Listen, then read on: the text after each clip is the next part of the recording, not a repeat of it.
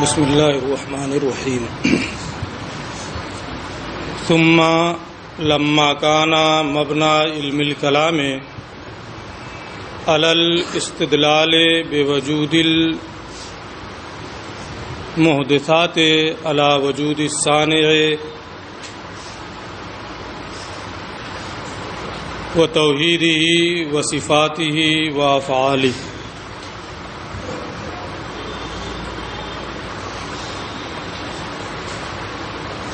علم کلام پڑھنے اور پڑھانے کا مقصد، اس سے پہلے بھی میں نے بتایا ہے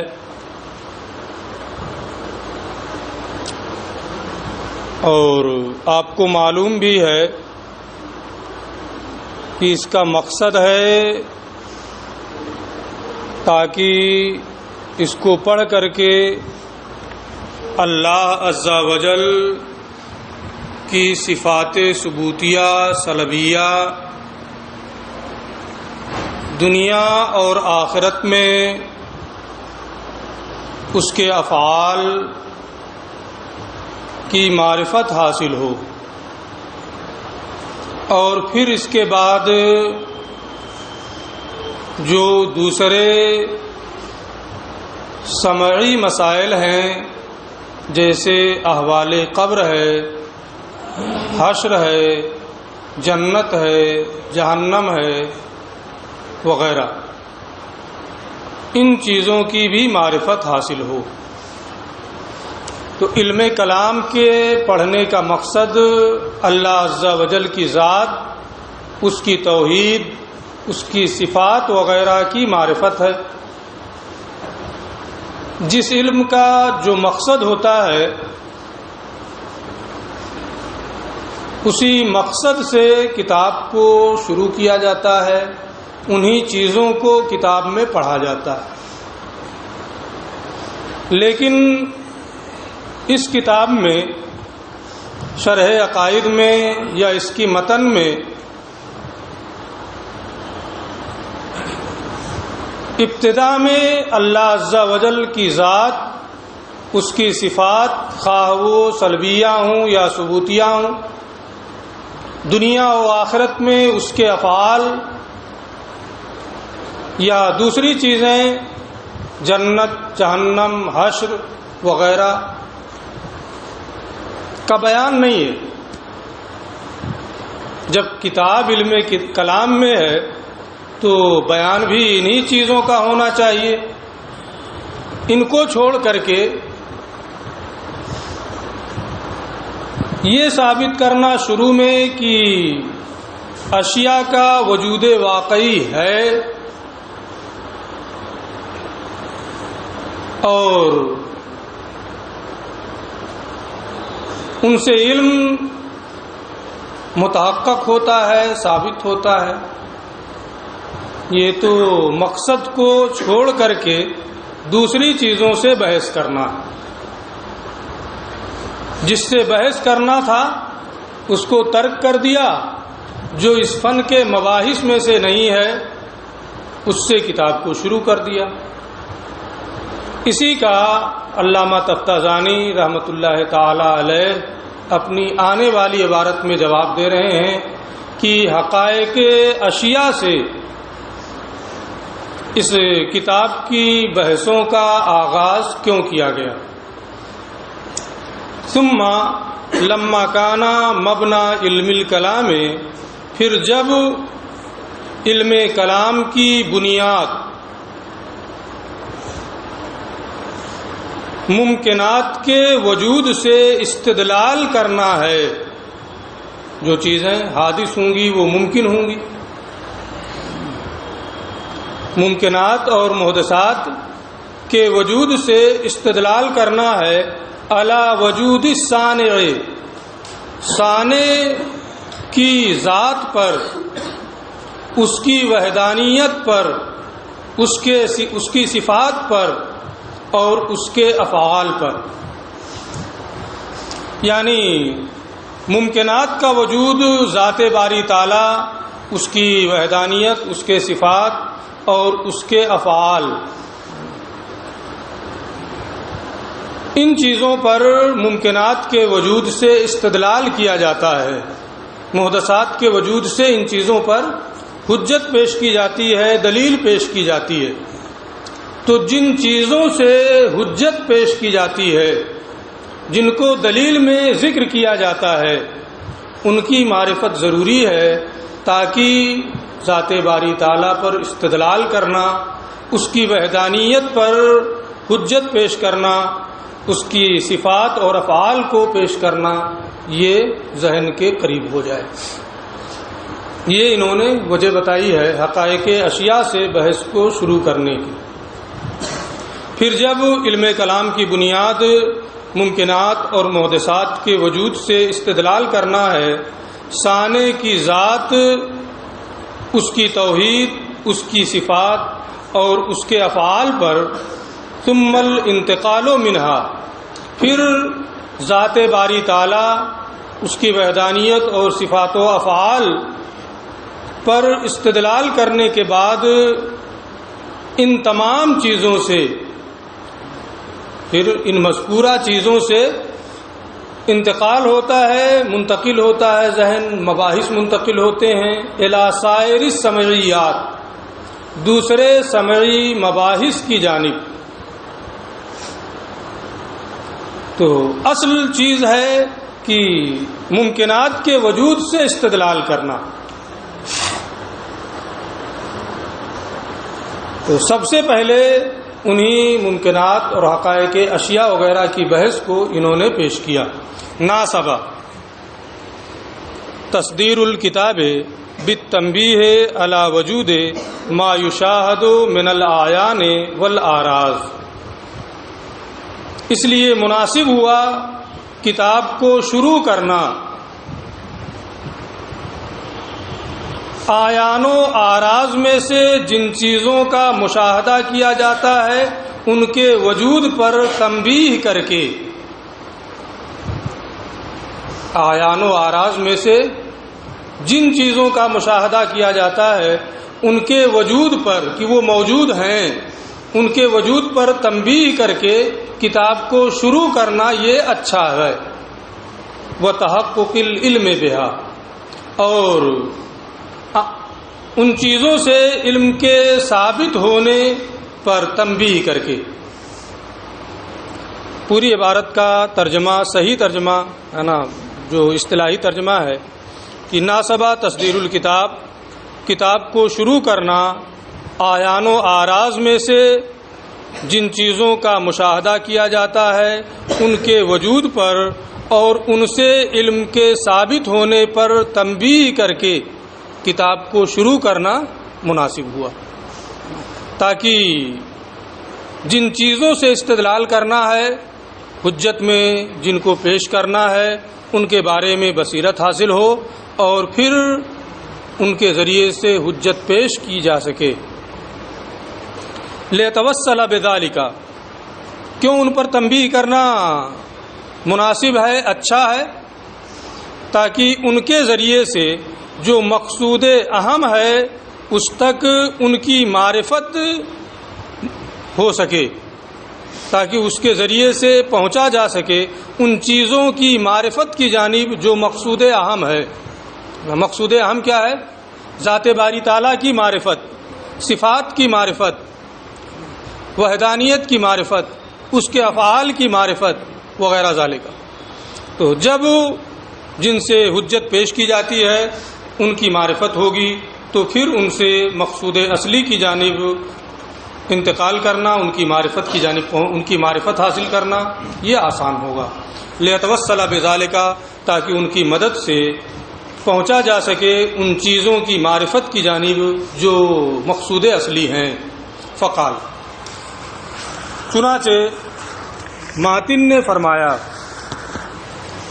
قال اہل الحق، اہل حق نے فرمایا ہے، یعنی اہل سنت و جماعت نے کہا ہے۔ کیا کہا ہے؟ حقائق الاشیاء ثابتۃ، حقائق اشیاء کی حقیقتیں ثابت ہیں. تفصیل نیچے آئے گی. اب ایک لفظ اس میں آیا ان کے متن میں الحق، اس کی وضاحت کرتے ہیں یہ وَهُوَ الْحُكْمُ الْمُطَابِقُ لِلْوَاقِعِ. اس کو مطابق بھی پڑھا جاتا ہے لیکن ان کی ترکیب کے اعتبار سے وہ درست نہیں ہے، بہتر نہیں. وَهُوَ الْحُكْمُ الْمُطَابِقُ لِلْوَاقِعِ، حق اس حکم کو کہتے ہیں جو واقع کے مطابق ہو. وہ حکم جو واقع کے مطابق ہو اسے کیا کہتے ہیں؟ حق کہتے ہیں. حکم کی تعریف اس سے پہلے میں بتا چکا ہوں. جب احکام کا لفظ آیا تھا وہیں میں نے بتایا تھا کہ احکام حکم کی جمع ہے اور حکم کہتے ہیں خطاب اللہ تعالی المتعلق بافعال المکلفین بالاقتضاء اب التخیر. اور پھر اس کی شرح اور توضیح بھی میں نے پورے طور پر کر دی تھی. اہل حق نے فرمایا وَهُوَ الْحُكْمُ، اور وہ یعنی حق الحکم المطابق للواقع، اس حکم کو کہتے ہیں جو واقع کے مطابق ہو. ابھی اس کی ہم مزید توضیح کریں گے. یطلق علی الاقوال والعقائد والادیان والمذاہب، حق کا اطلاق اقوال پر بھی ہوتا ہے، عقائد پر بھی ہوتا ہے، ادیان پر بھی ہوتا ہے، مذاہب پر بھی ہوتا ہے. کہا جاتا ہے کہ یہ دین حق ہے، یہ مذہب حق ہے. اقوال اور عقائد بھی واقع کے مطابق نفس الامر کے مطابق ہوتے ہیں، ان میں بھی نفس الامر کی مطابقت پائی جاتی ہے. تو اس کا اطلاق اقوال پر بھی ہوتا ہے، عقائد پر بھی ہوتا ہے، ادیان پر بھی ہوتا ہے اور مذاہب پر بھی ہوتا ہے. یہ قول حق ہے، یہ عقیدہ حق ہے، یہ دین حق ہے، یہ مذہب حق ہے. سب کا یہ محمول بنتا ہے. قول کا بھی محمول بنے گا، عقیدہ کا بھی محمول بنے گا، دین کا بھی محمول بنتا ہے، مذہب کا بھی محمول بنتا ہے. سب پر حق کا اطلاق ہوتا ہے. بے اعتبار اشتمالها علی ذالک، ان سب کے اشتمالها الاربع، چار چیزیں مذکور ہوئیں ہے نا، تو انہی چاروں چیزوں کی جانب مذکورہ المذکورہ یا الاربعہ، جو بھی تقدیری عبارت اس کے مناسب آپ نکالنا چاہیں ہے نا، مؤنث کی ضمیر کے اعتبار سے تقدیری عبارت آپ یہاں پر نکال سکتے ہیں. اگر مذکر استعمال کرتے تب بھی تعویل ہو جاتی. مؤنث استعمال کیا ہے تو المذکورہ کی تعویل میں یہ عبارت درست ہے. بے اعتبار اشتمالها علی ذالک، کیونکہ یہ تمام چیزیں حق پر مشتمل ہوتی ہیں، دین بھی، قول بھی، عقائد بھی، مذہب بھی. حق ان سب کا محمول بنتا ہے. وَيُقَابِلُهُ الْبَاطِلُ، اور باطل اس کا مقابل ہے.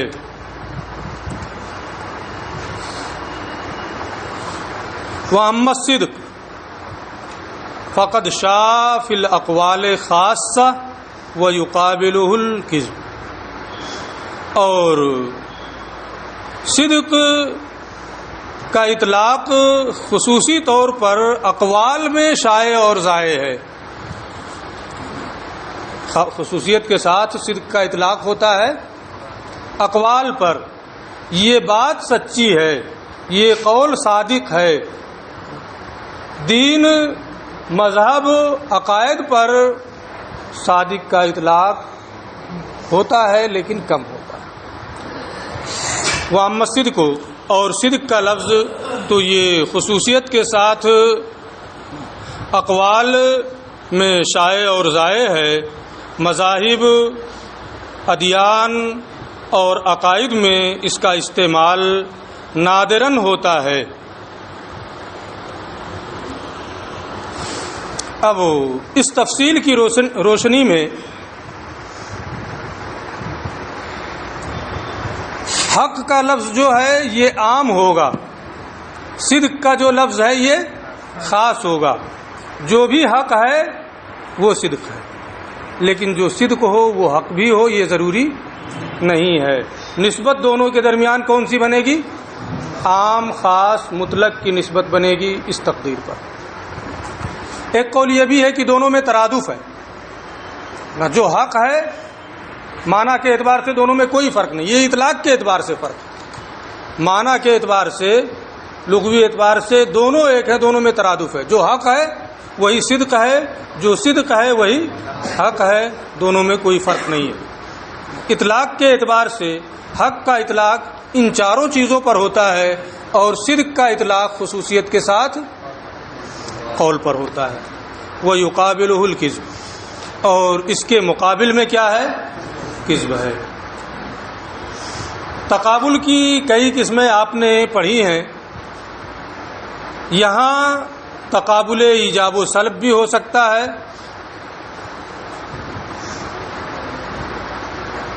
اور اس کے علاوہ بھی صورتیں ممکن ہیں. تقابل عدم ملکہ بھی پڑھے ہیں، وہ یہاں ممکن نہیں. دونوں وجودی ہوں، کہیں پڑھیں کہ نہیں؟ تقابل کی بحث پڑھے ہیں نا، جب پڑھے ہیں ہدایت الحکمت میں پڑھے ہوں تو وہاں دیکھ لیجئے گا، اس کی تفصیل کرنے کی ضرورت ہے. وہ یقابلہ الکذب، اور اس کے مقابل میں کذب ہے. اصل میں یہاں انہوں نے تقابل کا لفظ استعمال کیا نا، کہ حق کا مقابل کیا ہے؟ باطل، اور کذب کا مقابل کیا ہے؟ صدق کا مقابل کذب ہے نا. تو اب صدق اور کذب میں تقابل ہے، تقابل کی کون سی قسم ہوگی؟ ایسے ہی حق اور باطل میں تقابل ہے، تقابل کی کون سی قسم ہوگی؟ اس کو آپ پڑھ چکے ہیں، وہاں منطبق کریں. نہیں منطبق ہوگا تو بتائیے گا. تو یہ ایک فرق ہو گیا اطلاق کے اعتبار سے. وقد یفرق بینہما، اور کبھی حق اور صدق کے درمیان فرق بیان کیا جاتا ہے اس طور پر: بأن المطابقۃ تعتبر فی الحق من جانب الواقع وفی الصدق من جانب الحکم، کہ حق میں واقعہ کی جانب سے مطابقت کا اعتبار کیا جاتا ہے، صدق میں حکم کی جانب سے مطابقت کا اعتبار کیا جاتا ہے.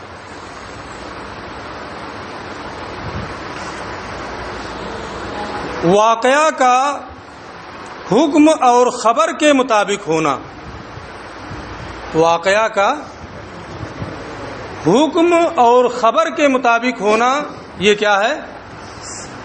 حق ہے نا. تو بہت غور سے سنو گے تبھی سمجھ میں آئے گا نا، ورنہ حق صدق ہو جائے گا اور صدق حق ہو جائے گا، جیسے تمہارا ہوا ہے نا. تو کیا انہوں نے کہا اس کو غور سے پہلے دیکھیں. ان دونوں کے درمیان اس طرح فرق بیان کیا جاتا ہے کہ حق میں واقعہ کی جانب سے مطابقت کا اعتبار کیا جاتا ہے، یعنی واقعہ کا حکم اور خبر کے مطابق ہونا، اور صدق میں حکم کی جانب سے مطابقت کا اعتبار کیا جاتا ہے، یعنی حکم اور خبر کا واقعہ کے مطابق ہونا. اس کو تھوڑا سا ذہن سے قریب کر دیں، اس لیے کہ شبہ ہو رہا ہے نا. جیسے اس کو ابھی ہوا گھنٹی لگ گئی ہے، مان لیتے میں نے نہیں سنا ہے، آپ نے کہا کہ گھنٹی لگ چکی ہے، میں نے سنا نہیں ہے. آپ نے کیا خبر دی؟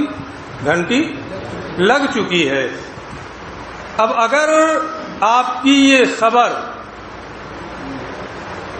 آپ کا یہ حکم واقعہ کے مطابق ہو کہ نفس الامر میں گھنٹی لگ چکی ہو، تو یہ کیا ہے؟ صدق ہے. آپ نے ایک خبر دی کہ گھنٹی لگ چکی ہے، ہمیں معلوم نہیں ہے اگر یہ حکم، یہ خبر واقعہ کے مطابق ہے، نفس الامر کے مطابق ہے، تو اس کو کیا کہیں گے کہ یہ صادق ہے. یہ حکم اور یہ خبر واقعہ کے مطابق ہے، نفس الامر کے مطابق ہے، اس لیے اس کو کیا نام دیں گے؟ صدق کا نام دیں گے. اور واقعہ کا نفس الامر کے واقعہ کا حکم اور خبر کے مطابق ہونا یہ کیا ہے؟ حق ہے. گھنٹی لگ چکی ہے، میں نے لگاتے ہوئے بھی دیکھا ہے، وہیں رہوں گا، لگا رہا ہے، دیکھ رہا ہوں، سنوں گا بھی کہ نہیں سنوں گا؟ وہیں زینے پہ لگا رہا ہے، وہیں کھڑا ہوں، دیکھ رہا ہوں تو سنوں گا بھی. میں نیچے آیا، آپ نے کہا گھنٹی لگ چکی ہے، اس کو کیا کہیں گے؟ یہ حق ہے نا، یعنی واقعہ کے مطابق خبر دی جا رہی ہے. ہمیں پہلے سے اس کا علم ہے، ہمیں معلوم ہے، یقین ہے، میں نے مشاہدہ کیا ہے کہ گھنٹی لگ رہی ہے، اس کی آواز بھی میں نے سنا. تو یہ واقعہ کا جو آپ واقعہ بتا رہے ہیں نا، واقعے کا حکم اور خبر کے مطابق ہونا، نفس الامر میں جو ہے وہ حکم اور خبر کے مطابق ہے نا. اب یہاں کیا بولیں گے؟ حق. دونوں میں فرق سمجھ میں آیا نا؟ مثال دونوں میں ایک ہے، گھنٹی لگ چکی ہے نا، دونوں میں مثال ایک ہی ہے، گھنٹی لگ چکی ہے. آپ کہہ رہے ہیں لیکن ہمیں معلوم نہیں ہے. اگر نفس الامر کے مطابق ہو یہ خبر، واقعے کے مطابق ہو یہ خبر، تو کیا کہیں گے؟ صدق ہے. حکم اور خبر کا واقعے کے مطابق ہونا یہ صدق ہے. واقعہ کا حکم اور خبر کے مطابق ہونا یہ کیا ہے؟ حق ہے. دونوں مثالیں سمجھ میں آ گئی؟ ذہن سے بات قریب ہوئی کہ نہیں؟ چلو. وقد یفرق بینہما، کیا ہے؟ کوئی دقت ہو رہی ہے؟ نہیں سمجھ میں آیا؟ اگر اب بھی نہیں سمجھ میں آیا ہے تو بتاؤ. ایک بار اور بتا دیں، دو تین بار تو بتایا ہوں. یہ پہلی بات ہے جس میں اب تک دوبارہ بتایا. حکم اور خبر کا واقعہ کے مطابق ہونا یہ کیا ہے؟ صدق ہے. اور واقعہ کا حکم اور خبر کے مطابق ہونا یہ کیا ہے؟ حق ہے. مثال منطبق کر لینا، بتا دیا. وقد یفرق بینہما، اور کبھی ان دونوں کے درمیان یہ فرق بیان کیا جاتا ہے کہ مطابقت حق میں واقعہ کی جانب سے معتبر ہوتی ہے، یعنی واقعہ کا حکم اور خبر کے مطابق ہونا، اور صدق میں حکم کی جانب سے مطابقت معتبر ہوتی ہے، یعنی حکم اور خبر کا واقعے کے مطابق ہونا. یہ صرف مصداق کے اعتبار سے فرق ہے، مصداق کے اعتبار سے یہ فرق ہے. فمانہ صدق الحکم، حکم کے صادق ہونے کا معنی اس کا واقعے کے مطابق ہونا ہے کہ حکم اور خبر واقعے کے مطابق ہے. ومعنی حقیت ہی، اور حکم کے حق ہونے کا معنی مطابقت الواقعیہ، واقعہ کا اس حکم کے مطابق ہونا ہے نا، واقعہ کا اس حکم کے مطابق ہونا ہے. یہ بات یہاں پوری ہو گئی. ٹھیک ہے. یعنی اہل الحق میں جو حق کا لفظ آیا ہے، انہوں نے اب تک اس کی توضیح کی ہے کہ حق سے مراد کیا ہے اور حق کی تفصیل و توضیح کیا ہے. کیا کہا ہے ان لوگوں نے؟ حقائق الاشیاء ثابتۃ، اشیاء کی حقیقتیں ثابت ہیں. اس پر جو بحثیں یہ کریں گے آپ اس کو سنیں گے. سب سے پہلی بحث کہ شے کہتے کسے ہیں. ہمارے نزدیک شے موجود کو کہتے ہیں. ہمارے نزدیک شے کس کو کہتے ہیں؟ موجود کو کہتے ہیں. معتزلہ کہتے ہیں کہ شے معلوم کو کہتے ہیں. شے عدیم کو بھی شے کہیں گے، عدیم کو بھی شے کہیں گے، موجود بعد عدیم کو شے کہیں گے. ہمارے نزدیک شے موجود، جو موجود ہو ہے نا، جس کا وجود ہوا ہے نا، وجود ہوا ہو ہے نا. اور فلاسفہ کیا کہتے ہیں؟ معلوم کو. اب جب معلوم چیز کو شے کہیں گے تو جو ممکنات معدومہ ہیں، زید ابھی پیدا نہیں ہوا ہے لیکن ممکن ہے کہ پیدا ہو، وہ بھی شے ہے ان کے نزدیک۔ جو موجود ہے وہ تو شے ہے ہی، اور ہمارے نزدیک شے موجود کو کہتے ہیں، تو جو موجود ہے اس کو تو شے کہیں گے، لیکن ممکنات معدومہ جن کا ابھی وجود ہی نہیں ہوا ہے ان کو ہمارے علماء شے نہیں کہیں گے۔ یہ ایک چیز یہاں ہے۔ دوسری چیز یہ ہے کہ اس بحث میں انہوں نے حقائق الاشیاء ثابتۃ میں حقیقت، ہویت اور ماہیت کو بیان کیا ہے۔ ایک چیز ہوا کی آتی ہے، جیسے حقیقت الشیء و ماہیتہ، ما بہ الشیء ہوا، شے کی حقیقت اور اس کی ماہیت جس کے ذریعے سے شے ہو جائے، ما بہ الشیء ہوا، شے کی حقیقت وہ ہے، شے کی ماہیت وہ ہے جس کے ذریعے سے شے ہو جائے۔ کیا مطلب؟ شے ہو جائے یعنی کسی چیز کے اجزائے حقیقیہ کو اس شے کی حقیقت کہتے ہیں۔ کسی بھی چیز کے جو اجزائے حقیقیہ ہیں اسی کو اس شے کی حقیقت کہتے ہیں، اسی کی بنیاد پر شے ہوتی ہے۔ جیسے انسان ہے، انسان کے اجزائے حقیقیہ کیا ہیں؟ حیوان اور ناطق۔ اسی حیوان اور ناطق سے انسان ہوتا ہے۔